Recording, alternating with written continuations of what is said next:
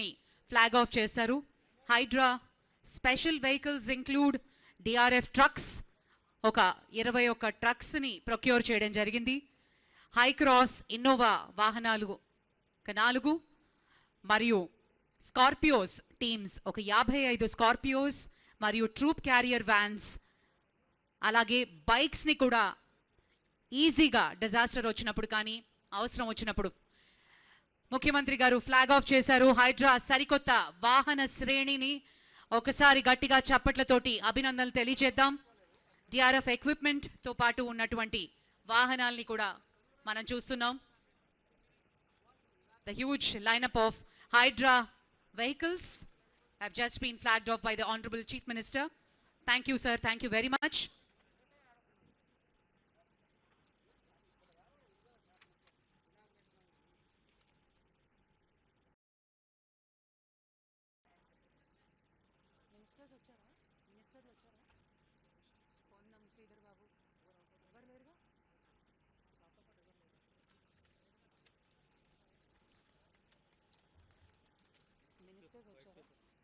White paper లేదుగా అడుగుతున్నారా?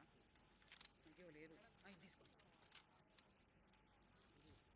ఆఖర్లే.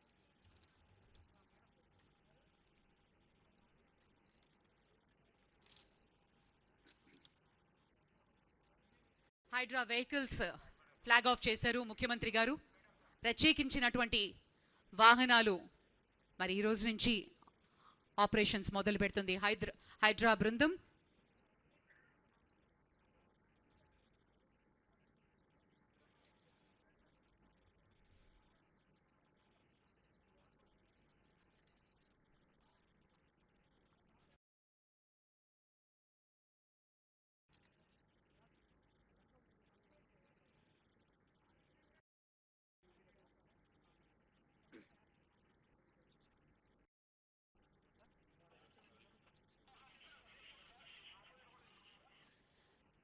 Hydraa bikes ని ఇప్పుడు మనం చూస్తున్నాం.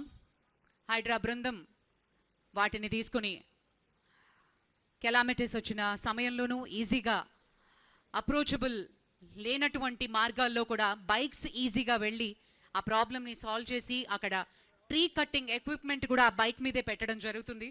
వాటిని ఈజీగా హ్యాండిల్ చేసే విధంగా బైక్స్ ని కూడా ఏర్పాటు చేయడం జరిగింది హైడ్రా.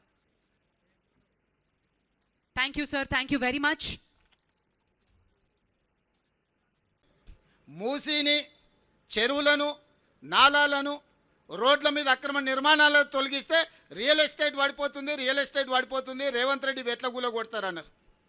సరేనయ్యా, మరి రియల్ ఎస్టేట్ పెంచుదామని 400 ఎకరాలు ఎవరికో ప్రైవేట్ కంపెనీకి కట్టబెడితే 20 ఏళ్ళు వీళ్ళు వానికి అప్పచెప్తే 20 ఏళ్ళ తర్వాత నేను కొట్లాడ వెనకకి తెచ్చి ఒక పెద్ద ఐటీ పార్కును డెవలప్ చేద్దామని డెవలప్మెంట్ చేస్తే లేదు లేదు ఇక్కడ ప్రకృతిని కాపాడాలి, ఇక్కడ చెట్టు ఉంది, పుట్టు ఉంది, పాము ఉంది, పిట్ట ఉంది, పాములు ఎట్లా బతుకుతాయి, పిట్టలు ఎట్లా బతుకుతాయని ఈరోజు ఆ 400 ఎకరాలను అడ్డుకుంటారు.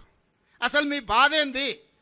చెరువులను కాపాడి మూసి ప్రక్షాళన చేసి నాలాల ఆక్రమణలు తొలగించి రోడ్లను తొలగిస్తే ప్రకృతిని కాపాడినట్టు కదా, ఈ నగరాన్ని సుందరీకరించినట్టు కదా.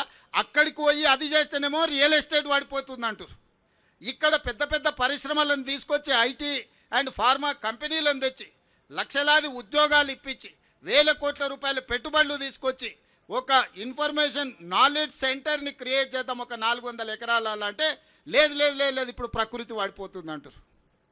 అంటే వాళ్ళ ఆలోచనలో ఉన్న ఒక విషం, కడుపు నిండా విషం నింపుకొని ఈ ప్రభుత్వాన్ని ముందుకు వెళ్ళనీయొద్దు, ప్రజలకు మేలు జరగనీయొద్దన్న ఆలోచన స్పష్టంగా ఇందులో కనిపిస్తుంది.